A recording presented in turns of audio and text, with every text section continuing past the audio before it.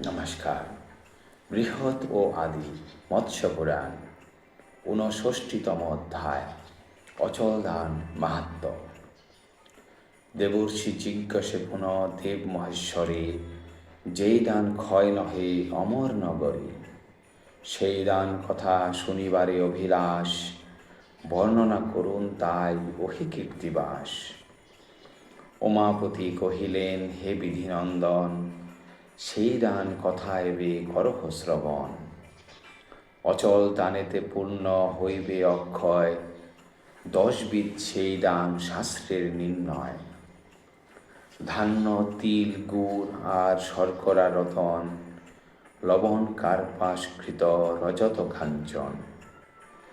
দিনক্ষয়ে বিবাহেতে যজ্ঞে উৎসবেতে, দ্বাদশী তিথিতে পৌর্ণমাসী দিবসেতে।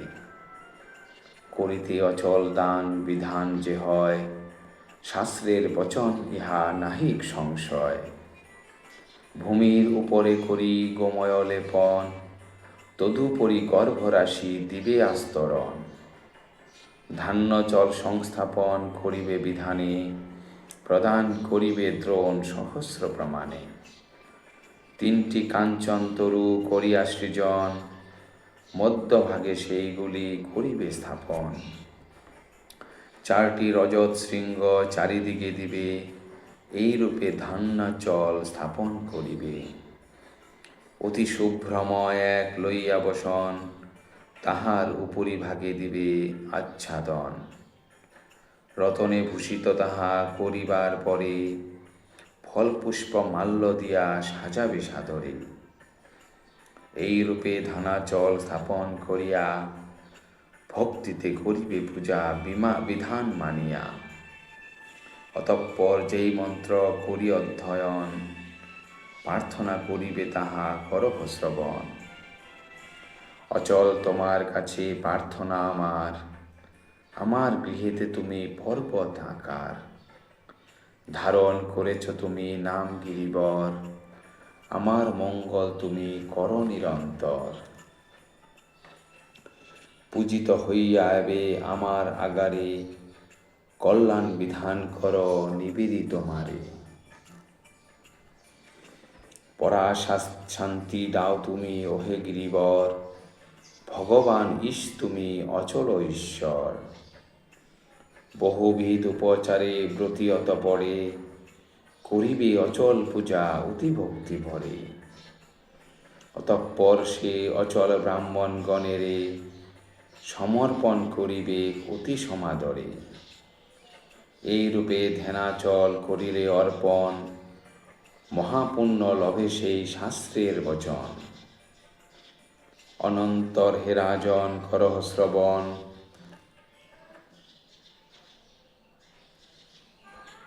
লবণ অচল বিধি করিব কীর্তন।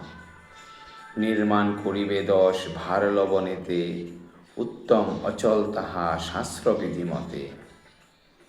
পঞ্চভার লবণেতে মধ্যম যে হয়, তার কম হইলে হয় অধম নিশ্চয়। স্বর্ণ বৃক্ষ স্বর্ণ শৃঙ্গ সাজাবে যতনে, ধানের অচলে বিধি রয়েছে যেমনে। ইন্দ্র আদি লোকপালে করিয়া বাহন, পূর্ববৎ প্রার্থনান্তে করিবে পূজন। দেবের প্রধান যথা হন নারায়ণ, যোগীর প্রধান যথা হন পঞ্চানন। সকল মন্ত্রের শ্রেষ্ঠ যেমন ওঙ্কার, তেমন প্রধান তুমি দ্রব্যের মাঝার। হে অচল কর মম সম্পদ বিস্তার, বিধান করহ তুমি সৌভাগ্য আমার। অতঃপর বিপ্র করে করিবে প্রদান, সর্বস্থানে খ্যাত এই শাস্ত্রের বিধান। লবণ অচল দান করে যেই জন, অন্তকালে ব্রহ্মধামে সে করে গমন। কনক অচল দান হয় যে প্রকারে, হে দেবর্ষে সেই বিধি কহিব তোমারে। সহস্রেক পরিমিত লইয়া কাঞ্চন, করিবে স্বর্ণাচল হয়ে এক মন। উত্তম অচল এই 50 মধ্যম, তদপেক্ষা কমে হয় অচল অধম। লোকপাল গণে তথা করিয়া বাহন, যথাবিধি পূর্বমত করিবে পূজন। প্রার্থনা করিবে পরে ভক্তিযুক্ত মনে, কনক অচল তুমি আমার ভবনে। ব্রহ্মবীর্য তেজমূর্তি তুমি হে কাঞ্চন, আমা সবে নিরন্তর করহ রক্ষণ। এরূপে প্রার্থনা করি পুঁজি ভক্তি ভরে, অর্পণ করিবে তাহা ব্রাহ্মণ গণেরে। যেই জন স্বর্ণাচল করয়ে প্রদান, কোটি কল্প ব্রহ্মলোকে হয় তার স্থান। যেইভাবে তিলাচল করিবে অর্পণ, সেই বিধি কহিতেছি করহ শ্রবণ। 10 ভার তিল দ্বারা অচল উত্তম, পঞ্চভাবে মধ্যম ও তিনেতে অধম। যথাবিধি তিলাচল করিয়া গঠন, ভক্তি ভরে করিবে দেব আরাধন। পূর্ববৎ বিধিমত পূজিয়া সাদরে, প্রার্থনা করিবে যাহা শুনো একান্তরে। বিষ্ণু দেহ হইতে তব জনম গহন, সুপবিত্র হও তুমি ওহে মহাত্মন। পবিত্র করিয়া মোরে করহ উদ্ধার, হে অচল তব কাছে প্রার্থনা আমার। বিধিমতে তিলাচল করিয়া পূজন, ব্রাহ্মণ গণেরে যে বা করে সমর্পণ। দুর্লভ বৈষ্ণব পদ সেই জন পায়, অনায়াসে ক্ষয় তার ভববদ্ধ দায়। পুনরায় নাহি পশে ভব কারাগারে, নিত্যানন্দে রহে সদা বৈকুণ্ঠ মাঝারে। কার্পাস অচল দান কহিব এবার, উত্তম অচল হয় হইলে বিষভার। দশম ভারেতে হয় অচল মধ্যম, আর মাত্র পঞ্চভারে হইবে অধম। এরূপে নির্মাণ করি কার্পাস অচল, বিধিমত পূজা আদি করিবে সকল। যেই মন্ত্রে প্রার্থনা করিবে অতঃপরে, তাহা কহিতেছি শুনো একান্ত অন্তরে। তোমা হইতে জনম লভেছে লোক যত, তোমার চরণে আমি হইনু প্রণত।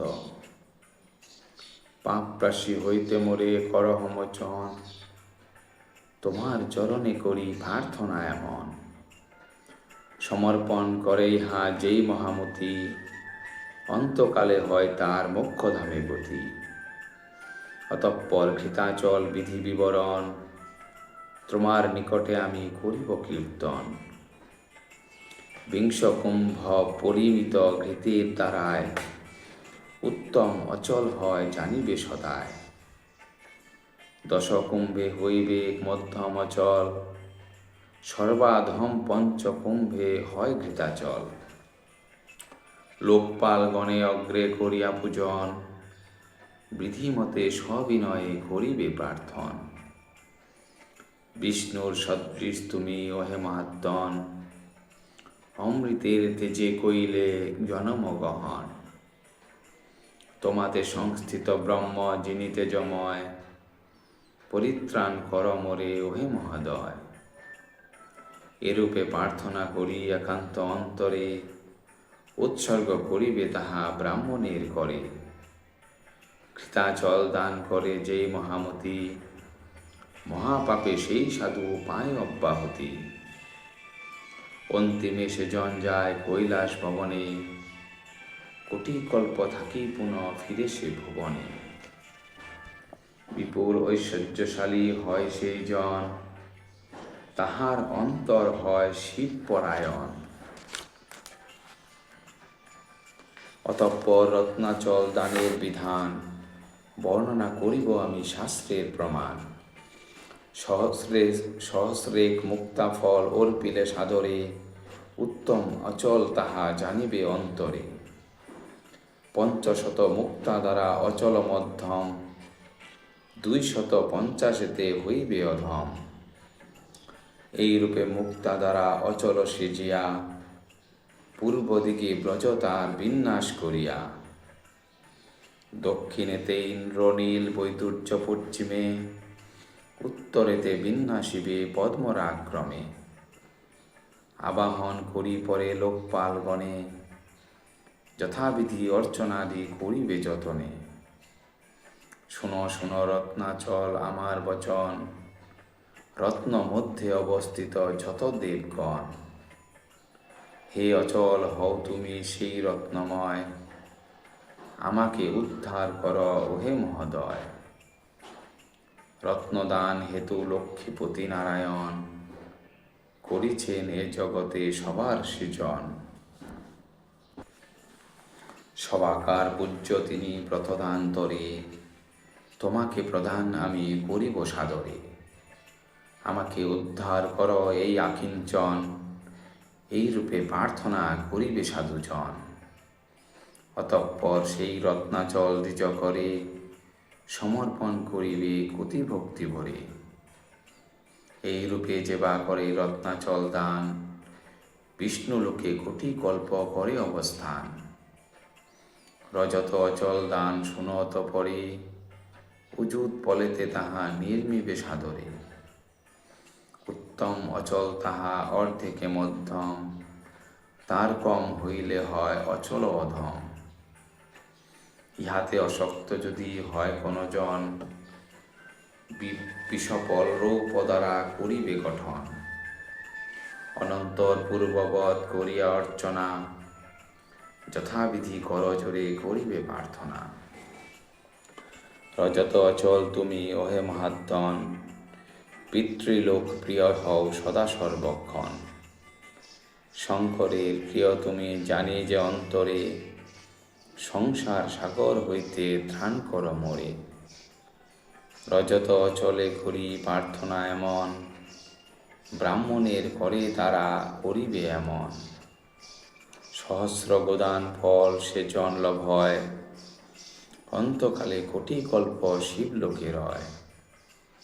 শর্করা অচল কথা কহিয়ত পরে, শ্রবণ করহ মুনি একান্ত অন্তরে। অষ্টভার শর্করাতে অচল উত্তম, চতুর্থ ভারেতে তাহা হইবে মধ্যম। তদর্থে অধমাচল শাস্ত্রের বচন, যাহার যেমন শক্তি করিবে গঠন। সেই অচলের শীর্ষে রচিবে মন্দির, শাস্ত্রের বচন এই জানিবে স্থির। বৃক্ষ সিংহ আদি পরে রচিবে যতনে, আহ্বান করিবে পরে লোকপালগণে। অতঃপর যথাবিধি করিয়া পূজন, প্রার্থনা করিবে যাহা শুনত প্রধান। হরিধনু হইতে হয় জনম তোমার, কৃপা করি তুমি মোরে করহ উদ্ধার। এরূপে প্রার্থনা করি একান্ত অন্তরে, ব্রাহ্মণের করে দান করিবে সাদরে। এই রূপে সমর্পণ করে যেই জন, তাহার সকল পাপ হয় বিমোচন। লবণাচলাদি দান কালে যেই জন, অতি ভক্তি সহকারে কর এ দর্শন। কিংবা এই রূপ দান করিবার তরে, যেই জন উপদেশ কর এ অপরে। তাহারাও সুরলোকে কর এ গমন, অবশ্য জানিবে ইহা শাস্ত্রের বচন। এই ব্রত কথা যে বা শুনে ভক্তি ভরে, সেই জন জীবনেতে সুখ লাভ করে। বৃহৎ ও আদি মৎস্য পুরাণে ৬৯তম অধ্যায়ে অচল দান মাহাত্ম্য কথন সমাপ্ত। ধন্যবাদ।